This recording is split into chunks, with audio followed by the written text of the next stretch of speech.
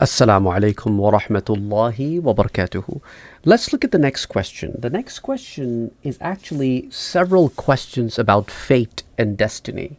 And the question is pretty much about why Allah subhanahu wa ta'ala has decided to send some people into hell and some into heaven. And will we be in hell or heaven forever? And things of that nature. Before I get to that, I want to talk about this mas'ala of Qadr, or this predestination or divine decree, or in Arabic we call it al-Qadr, or you may call it fate or destiny. In Quran, if you open Surah At-Tawbah, which is chapter number 9, and look at ayah number 51. قُلْ لَن يُصِيبَنَا إِلَّا مَا كَتَبَ اللَّهُ لَنَا هُوَ مَوْلَانَا وَعَلَى اللَّهِ فَلْيَتَوَكَّلِ الْمُؤْمِنُونَ. Say only what God has decreed will happen to us. He is our master. Let the believers put their trust in God. A very important set of questions or debate may arise from this particular statement, that whatever happens to you is written in your destiny, in your Qadr, which is written in the Lawh al-Mahfuz, a very safeguarded book or scroll, and nothing is against that. Now comes the question, okay, then if everything is predestined or pre-written, then why am I responsible for the actions that I do? Well, if Allah subhanahu wa ta'ala is the creator, He is the Malik, He is the creator of the aim, the intent, and He is the creator of the action, then why am I being held responsible if I acted upon something that was predestined for me? Now you have to understand it like this. Allah subhanahu wa ta'ala is indeed Malik. And that's exactly what this ayah says. That Huwa Mawlana, He is our master. But at the same time, when we say He is our master and we are His slaves, we have to make all our decisions based on the parameters that are set by the master, that if you do your actions within these parameters, it will please me. And if you do your actions outside of these parameters, it will displease me. So He's the one who set the parameters. He's the one who gave you an option to choose. That's also expressed in the Quran, that it is your action, that if you choose to come the right way or you choose to go the wrong way, it is your choice. But then don't complain on the day of judgment when I hold you accountable for the choices that you have made. So now we're going back to the same question, that okay, if everything is predestined and it's a divine decree, then why am I being held accountable for the choices I make because they were already written? Well, this is where a lot of the people get confused. Allah subhanahu wa ta'ala has written certain things for us already, which will not change, which I'll talk about maybe today or at a different time, that what is part of the destiny or a fate that doesn't change, and what is part of the destiny or fate which can change. So Allah has written things in our destiny from Him, directly from Him, that are nothing to do with the sins and the good deeds or our actions. That is to do with how many years you will live, what will be your sustenance, and what are the challenges you will face, what are the successes or ease you will get. But on the other hand, when it says that everything that happens is written, means Allah subhanahu wa ta'ala, through His ilm, through His knowledge, has written things down ahead of time for us. It is not ahead of time for Him. Whatever will happen in our future is ahead of time for us. But for Him, everything is open, because He is beyond time and space. Now look at the Quran. Allah subhanahu wa ta'ala says in the Quran, in Surah Al-Mu'minun, that the believers are the one who are successful. They have already succeeded. قَدْ أَفْلَحَ الْمُؤْمِنُونَ. They have succeeded. Well, the day of judgment has not yet happened. Nobody has entered Jannah permanently. I mean, what is it? Why does it say succeeded? It will happen for us. But in the divine knowledge, it has happened, because He already knows it. When you already know something, that knowledge is a past tense for you. Your kid comes to you and says, Dad, you know what? Today so-and-so happened. And to you, that's a past knowledge. But you still listen to your kid and you say, you know what, son, I already know this. I already know about it. So to you, that knowledge is a past knowledge. When you learned it, that's when the knowledge was current. So think about it. I'm just giving you an example to help you understand that to Allah subhanahu wa ta'ala, what your future will bring to Him, that has already happened in His knowledge. So He has written in your book with His knowledge of your future what decisions you will make. You will make. You are the decision maker. But He has written it ahead of time for you from His knowledge. That's why it's very important for you to understand that distinction. And I'll bring you a narration that comes in the books of Hadith, Sunan ibn Majah, Hadith 77, Sunan Abi Dawood, Hadith 4699, Musnad Imam Ahmad, Hadith 21667. It was narrated that Ibn Daylami said, I was confused about this Qadr issue, the divine decree, and I was afraid that it will affect my religion and my affairs. So I went to Ubay ibn Ka'b and I said, Oh, Abu Mundhar, I am confused about the divine decree and I fear for my religion and my affairs. So tell me something about that through which Allah may benefit me. And he said, if Allah were to punish the inhabitants of His heavens and of His earth, He would do so. And He would not be unjust towards them. And if He were to have mercy on them, His mercy would be better for them than their own deeds. If you had the equivalent of Mount Uhud, which you spend in the cause of Allah, that would not be accepted from you until you believed in the divine decree. And you know that whatever has befallen you could not have passed you by, and whatever has passed you by could not have befallen you, and that if you were to die believing anything other than this, you would enter hell. And it will not harm you to go to my brother Abdullah ibn Mas'ud radiyallahu anhu and ask him about this. So he said, I went to Abdullah ibn Mas'ud radiyallahu anhu and asked him, and he said something similar to what Ubay said to me. And he told me, it will not harm you to go and visit my brother Hudhayfah. And so I went to Hudhayfah and I asked him, and he said the same thing. And he told me to go Zayd ibn Thabit radiyallahu anhu and ask him. So I went to Zayd ibn Thabit and asked him, and he said, I heard the Messenger of Allah say, if Allah were to punish the inhabitants of His heavens and of His earth, He would do so and He would not be unjust towards them. And if He were to have mercy on them, His mercy would be better for them than their own deeds. If you had the equivalent of Mount Uhud, which you spend in the cause of Allah, that would not be accepted from you until you believed in the divine decree, and you know that whatever has befallen you could not have passed you by, and whatever has passed you by could not have befallen you, and that if you were to die believing anything other than this, you would enter hell.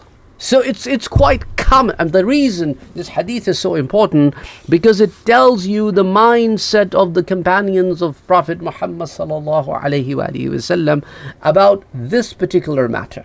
Now remember the dua Nuh alayhi salam made. وَقَالَ نُوحٌ رَبِّ لَا تَذَرْ عَلَى الْأَرْضِ مِنَ الْكَافِرِينَ دَيَّارًا. That, oh Allah, do not leave a single disbeliever behind. This is Surah Nuh.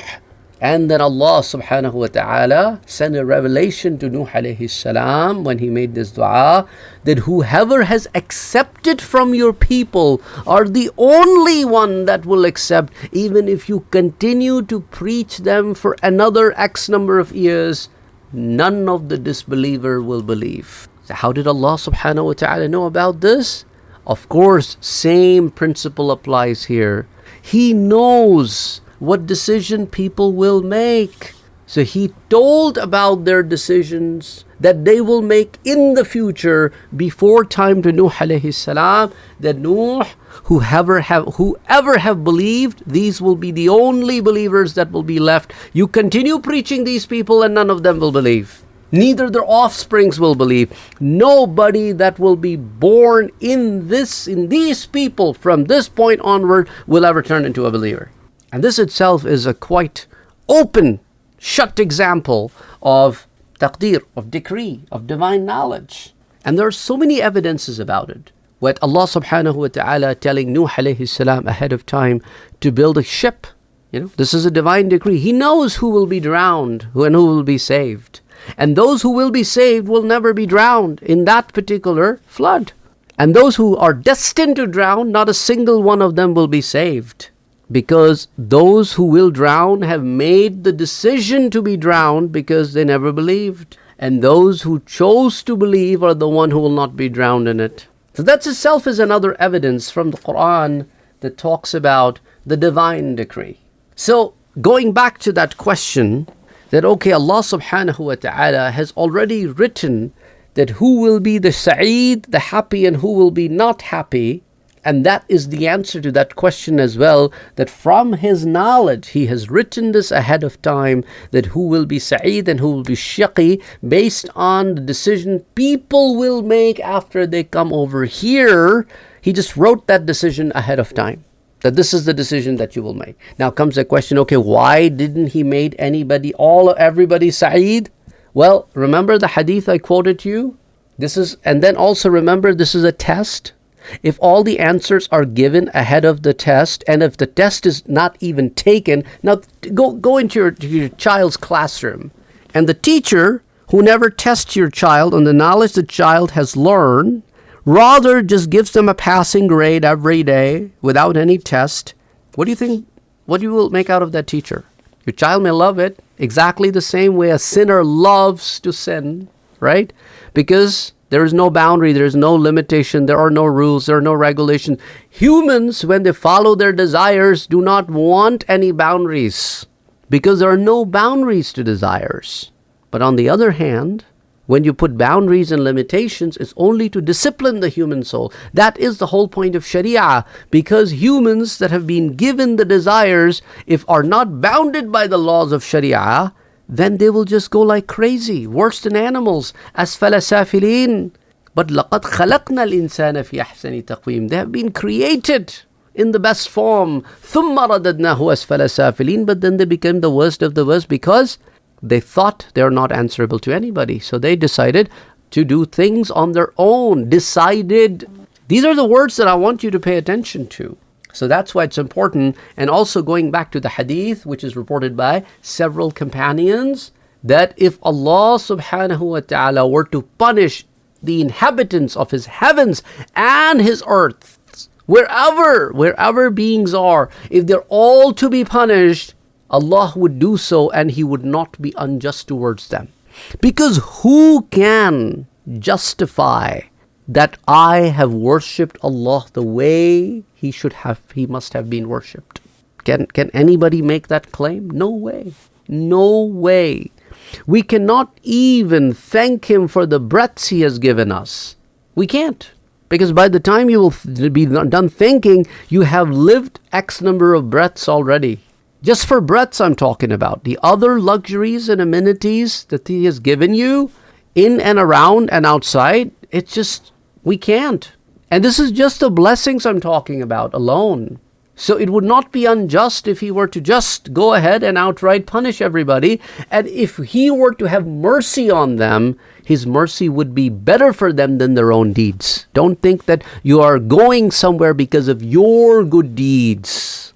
Our good deeds are an encouragement towards the fact that I'm doing something to please Allah. But never think that you are going to Jannah just because of your good deeds. Nobody will enter Jannah because of the good deeds. You need faith. You need good deeds to show that you are willing to improve. But your good deeds and my good deeds are not good enough to enter us into the Jannah. That's why Prophet ﷺ said that anybody and everybody who will enter the Jannah will enter it because of Allah's mercy. And this will keep your head down and will help you from not getting too boastful about your good deeds. That's why the companions also said, if He were to have mercy on them, His mercy would be better for them than their own deeds. And if you have so much charity that you can give the size of Mount Uhud, and that charity is made out of gold, it would not be accepted from you if you do not believe in Al-Qadr. That's how important Al-Qadr is. It keeps your head aligned, and it keeps you aligned on the Sirat al-Mustaqim. And of course, there are so many points that I want to talk about on this particular topic. But what I'm thinking is I will rather divide these into multiple topics. So it'll be easier for you to address, easier for you to get to these details. And I know the question that might have arose from the idea that has been expressed in Sahih al-Bukhari, hadith number 3332, which also comes in Sahih Muslim, hadith 2643, is muttafaqun alayh hadith. That means it comes in both books of hadith, which are considered to be the top level books, and also Sunan Abi Dawood and Sunan al-Tirmizi, and also comes in several books of hadith, Sunan ibn Majah. And the words that are in that particular narration is about that Allah subhanahu wa ta'ala فَيُكْتَبُ عَمَلُهُ وَأَجَلُهُ وَرِزْقُهُ وَشَقِيٌّ أَوْ سَعِيدٌ. That in the mother's womb, a malak is sent, an angel is sent, بِأَرْبَعِ كَلِمَاتٍ, with 4 items. What are those 4 items? فَيُكْتَبُ عَمَلُهُ, he writes his deeds. وَأَجَلُهُ, the time of his death. وَرِزْقُهُ, and the means of his livelihood and sustenance. وَشَقِيٌّ أَوْ سَعِيدٌ, and whether he will be wretched or blessed in religion, means whether he will be among the disbelievers or the believers. And anything to do with the deeds and the believer and the disbeliever is the man's action that Allah has written in his fate ahead of time. And once this is written, ثُمَّ يُنْفَخُ فِي الرُّوحِ, this is all happening in the mother's womb.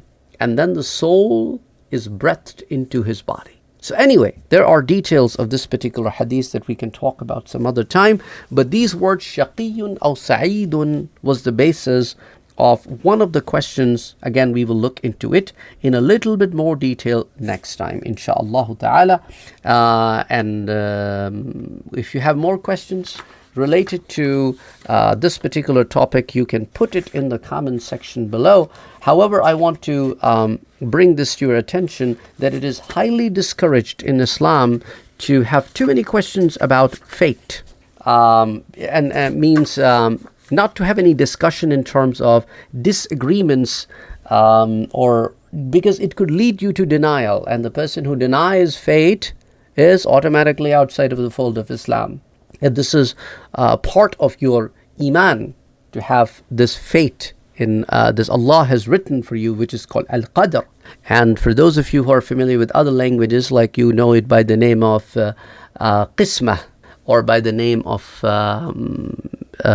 destiny or fate, or some other names, as Surah Al-Qamar, Allah subhanahu wa ta'ala says, Inna kulla shay'in khalaqnahu biqadarin.